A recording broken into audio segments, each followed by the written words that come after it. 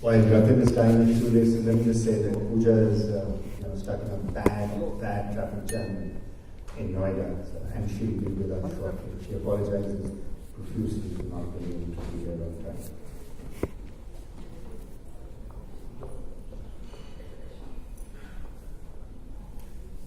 Sorry, I have to find my slides. Yeah. Good morning, everyone. The first time I'm doing this on a Monday morning. I wonder how it's going to turn out. It's also the first time that while I try and be reflective, I think every year. This is a very special budget because there are certain rather basic fiscal, specifically fiscal, conclusions, choosing my words carefully, that need to be presented in my view to the general public, and I'm going to spend my time doing that. I should have got a hint that there were fiscal conclusions that I would need to present when the finance minister began her budget speech. I will join everyone in congratulating the first permanent finance minister who is a woman in presenting a budget speech. And if some of you had seen the article before the budget speech was presented, I was very sympathetic to the fact that the central government has for some time now had very little and shrinking fiscal space. And the tradition has been, as I've said in this podium before, to make a lot of announcements and not back them up with money, which is fine. It's politically necessary to make announcements, and the money people will forget. If I ask somebody here, 80% of you, what happened 2 years ago in the budget? I'll remember, you won't. So that's good politics. But to have no mention of the word fiscal in a budget, I found interesting. Because surely the budget is principally about fiscal, it's also about Aadhaar nowadays, it's also about financial space, it's also about employment, but it is about fiscal, it is a statement about the spending and revenue plans of the government. Then never mind, she said at the end that she would look at the numbers. So we look at the numbers, it's my job. And the numbers seem to suggest business as usual. I was pretty happy with them. So here's a quick snapshot. I'll have to come to lakhs and crores later, but as an economist, normally I look at the budget in terms of the GDP. And yeah, the Indian state, the central government, I've said this before here, people don't pay attention, but has been shrinking because of lack of fiscal space over the last 21 years actually. But certainly over the last 5 years, you can see it has been shrinking in a mild and genteel fashion, much like a country house going to seed, from 13.34% of GDP, total expenditure, came down to about 13 in the BE, 13 in the RE. Okay, they want to increase it to 13.2, good. Fiscal deficit is under control, much better than it was in 14-15, 3.3, 3.4. We should have been at 3 by now, let's not quibble, given the lack of fiscal space. Revenue receipts bumping along where they were, aspirationally going up every year by 0.5% of GDP, achieving a little less than that.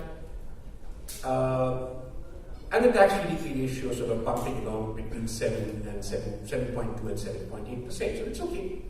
And in fact, if you look at the BERE numbers, the tax GDP ratios and the revenue receipts were somewhat better than I thought they would. So I'm happy. I write a column for the Business Standard, which had a great source of tension, and the speech was very long this time. So I said I should be done by 5:30. This was at 2:30. Then I did something. So this is a summary of what I saw. And broadly, the fourth bullet, fiscal consolidation has been secured. It's been secured by consistently reducing the size of the central government and modestly increasing the revenue GDP ratio. That's where we've been. Actually, for the last 21 years, if you follow the fisc, but certainly from these numbers over the last 5 years. Good. Then I did something which we nerds do, or rather people old enough to remember what an economic survey was intended to do. The economic survey was supposed to be, among other things, a forensic analytical examination of what is happening to the economy in different dimensions. And such of us as our macroeconomists and public finance experts pay particular attention to chapters 1 and 2, which describe the macroeconomic situation and the fiscal situation, and the current account later, monetary situation. But since we've had all these sabbatical returnees, we've had a fashionable economic survey, starting with Kaushik Pasha. I'm going to name names today because I think he's done the country a disservice. Not by them, but by you. for going for fluff and not substance. So volume 1 of the economic survey for me is a great document to read at night in bed, preferably after a nice cognac. But it doesn't contain the substance I need to take a call on the economy, which is my job. So I don't normally read it very carefully. I first turn to volume 2, and it's my practice when I look at the budget to look at the fiscal chapter in volume 2 of economics. Okay? I don't know what the young people at the back. There is a volume 2, yeah? Just read it. It's not very tough. Okay, it's just a Sarkari kind of. It has numbers. Yeah. No, I want to nudge them. I'll leave that for volume 1. Read it. Okay. In that survey, because this is an election year, data that is normally not available to government when they present the budget, or if it is, they don't tell us, is actually available from the Controller General of Accounts. These are called the provisional accounts for the year 1890. The provisional accounts are provisional only in as much as they have not been audited by the Controller General. And if you look back on 15 years, there's a very minor difference between the two. Certainly no vector difference in terms of election. This year's provisional accounts, and the provisional accounts also normally don't have a very large difference from the revised estimates. Not really much. This year's provisional accounts was dramatically different. Dramatically different, first and foremost, in column 3. 1819 PA is the provisional accounts. 1819 RE is what was presented in Parliament. The tax GDP ratio and the revenue receipts GDP ratio of this country are lower by 1% of GDP in the provisional accounts as compared to the revised estimates presented to the Parliament of India. And this number comes from a document published by the Department of Economic Affairs, Economic Division, Government of India. And the number in the budget is prepared by the Department of Economic Affairs, Budget Division, Government of India. So I'm not even taking different government sources, I'm taking numbers from the same division. And these are the accounts. I cross-checked, these are the accounts. Nobody made a mistake, nobody spoke opium and put in new numbers. Because 1% of GDP, ladies and gentlemen, is 1,70,000 crores, and that is a lot of money. That is a lot of money. But then I looked at the first one, the first two. And I found that actually expenditure GDP ratio had also been cut by almost the same amount, by 0.85% of GDP, because the fiscal deficit has been maintained. So less taxes, and 85% of those fewer taxes, large amount, 1,70,000 crores, 1% of GDP, I hope everyone gets it, is very big. 85% of that is made up by expenditure cuts. Right? And 0.15% by assuming a slightly higher growth rate, actually not slightly, 1%. So the denominator goes up. But let's give the number that, because I have more to tell. Unfortunately, I don't know where these expenditures have been cut. But they have been cut. They may have been put off budget. They have been maybe cut in specific areas. I don't know. You don't know. Parliament doesn't know. It's a very different budget for you. And this is not business as usual.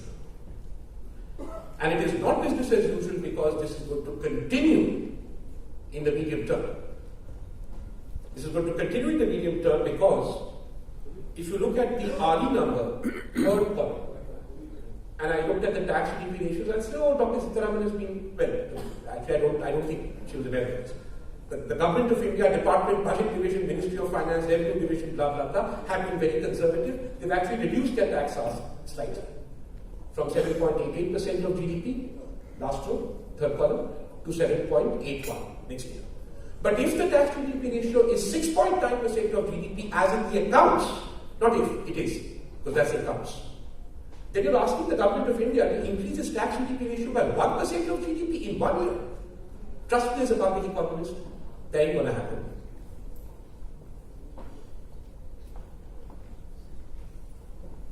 So the budget numbers severely underestimate what I call the equivalent of a silent heart attack that India has gone through in its fist last year. This is a fiscal crisis, and the budget numbers underestimated, and it cannot be reversed in 2019-20. What happened? What happened is very clear. What happened is that the bulk of this shortfall in tax revenues and the budget reflects this, it actually shows a 23% decline in the share of GST next year as compared to this year, is that the GST has not been revenue neutral.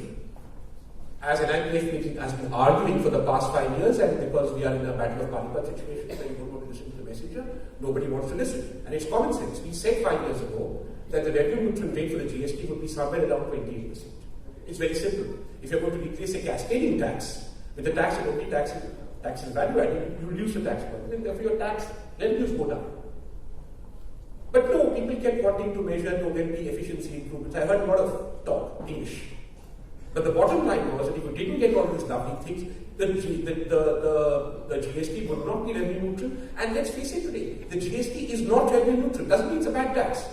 It is not revenue neutral. On top of it, the bargain with the states meant for the next 5 years, the entire loss of revenue neutrality that would have normally hit the states is also being met by the centre, because the centre is required to give GST compensation. It's not the centre's fault, it's how the political thing panned out. And that, other than over-optimistic assumptions regarding the personal income tax, is collectively responsible for this fall. And this loss in revenue neutrality is not going to be reversed by 1% of GDP next year, I'm afraid. There are more consequences, and then I'll take 5 minutes more and finish. What has happened is that in this context of squeezed fiscal space, I pointed it out, Yamini, if you remember in my seminar article, the centre is constantly trying to find ways in which to increase its own expenditures and not that of the states. And indeed, this year I found that despite the shortfall in tax revenues, central sector schemes, the share increases from 10 to 13%. That's central government spending and not shared spending with the states. How? There were 3 things they proposed. Share of subsidies goes down. Great. Finance Commission transfers taper off, goes down, and that normally happens. Last year of the Finance Commission, the grant element tapers off. And the state's share of central taxes is slated to reduce, which is what has happened when your centre is essentially shrunk and lacking in fiscal space. You will impose cesses, which are not shareable with the central government. And even more cesses have been, those were talked about in the, not the cesses but their purposes, were talked about in the budget speech. So now you are, and 15 Finance Commission I hope will look at this, or perhaps they will not wish to, but they ought to. Cesses today are a third or a fourth of the total potential divisible pool. Yet more cesses, yet more cuts in state revenues. Finally, something I did not point out in my previous article, which I have saved for you here. I found more. In the expenditure budget, sometimes shown in the Ministry of Finance with a sense of fiscal responsibility, has published a table where they speak about funding of government schemes such as the ones I've outlined, of government schemes that are supposed to be funded on budget, and have specified that to the extent that the amounts I have put, they will be funded off budget. They have said so. I'm not going to read all those long, various Deepjal Upadhyayas and Rajiv Gandhi's and Pradhan are there, but the point is, the total bill last year was 0.34% of GDP, and the total bill next year is slated to be 0.27% of GDP. And sometimes so in the economic division, which writes presumably MT, the medium-term fiscal policy statement, says so, and I quote, a mechanism for budgeting for EBRs, that is fully serviced bonds, has been operationalized. Past tense. EBRs are those financial liabilities that are raised by public sector undertakings for which repayment of entire principal and interest for given articles in the Government of India is done from the Union Government budget. EBRs have been budgeted at 0.7% of GDP in 1920. The target is to reduce these accretions in the EBR stock, something called extra budgetary stock, to zero in 5 years. Central government debt for 18-19 does not include EBRs. And in March 2019, outstanding liabilities are 0.5% of GDP. So, ladies and gentlemen, the public debt of India is being underestimated by 0.5% of GDP. What the Finance Ministry's medium-term statement. And these extra budgetary borrowings are being used to fund what I will, or any reasonable person would regard as budgetary expenditures, which should legitimately and properly be funded from the consolidated fund of India. And then the receipts budget says so too. Okay? the receipt budget presents the statement of liabilities to central government and says, in addition, which means these are not the liabilities in the statement. I'm grateful to somebody in the finance ministry who's being honest and this has been hidden. Says the same thing. So somebody in the ministry, somebody in the document is signaling that, look, the numbers which are being presented, there's more to them than this. And that is good. So I have to conclude rather dismally for the first time in these 6 years I've been doing this. The central government is shrinking without intent. If it were shrinking with intent, I'd be glad. It is shrinking without intent. Wishful thinking about a revenue-neutral GST has resulted in a non-trivial shortfall in tax revenues to the tune of 1% of GDP for the economists and 1,70,000 crores for the accountants. Over-optimistic income tax expectations have contributed to this. There are hidden expenditure cuts or off-budget transfers about which we know nothing. The fiscal space of the state is being squeezed. And then, of course, I've run out of time, I imagine. There is paragraph 103, which proposes that India borrows sovereign abroad. I don't have time to cover that. Please ask me in the discussion. Thank you.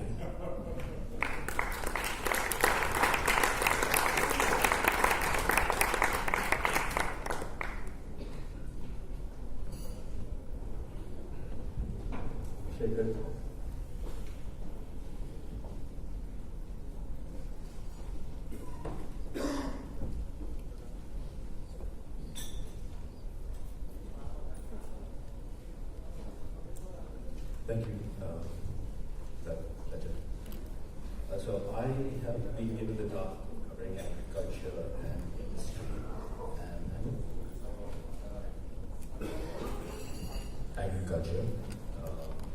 but we'll also touch upon industry. And of course, in industry, we've had the $5 trillion economy now presented to us. But first I'll go through the agricultural part. I want to first just step back and talk a little bit about the situation in agriculture, and then look at some of the things that are presented in the budget for addressing these issues, and thereafter ask some questions, and I'll do the same for industry as well. The average growth of gross capital formation in agriculture has been very low, 0.5% over the 2012-13 to 2017-18 period. And this suggests that growth has been volatile, and also post-demonetization and two back-to-back droughts, agricultural productivity has shaped slower growth in 17-18. This suggests kind of a low equilibrium trap that we seem to be in agriculture. And if you go to the quarterly graphs, looking at GVA growth, gross value added growth, and rural prices, both have fallen in 2018-19. This suggests that there are really solid reasons behind the farmer distress and the stress in agriculture that we are seeing. With the kind of terms of trade shock as well, that falling terms of trade that agriculture has been facing. Question now is this short term, or is this something that has been happening for a fairly long period of time? And we look therefore at agricultural productivity, which has remained really very low. There are some exceptions that I haven't listed here. I think milk production has done remarkably well.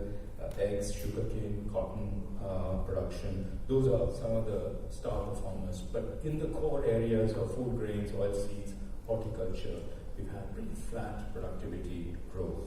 So with stagnating productivity, volatile growth, uncertain weather patterns, I'll come to that in a minute or two, and worsening terms of trade, these are the real factors behind the stress in the rural economy, which of course employs 50% or more of our labor force.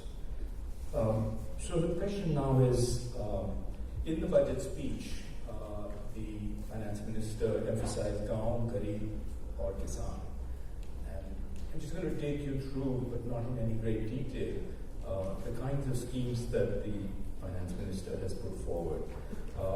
There's Ujjwala Yojana and Saubhagya Yojana. the density connection, where there's been, of course, really quite substantial progress.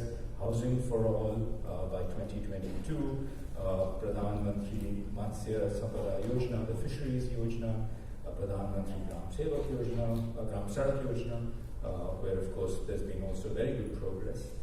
Sfurti, to set up common facility centers using a cluster approach to improving the development of traditional industries. So there's a whole range of such schemes. Aspire to train 75,000 new entrepreneurs in agro-rural industry in 2019-20. This goes on. Establish 10,000 new farmer producer organizations over 5 years.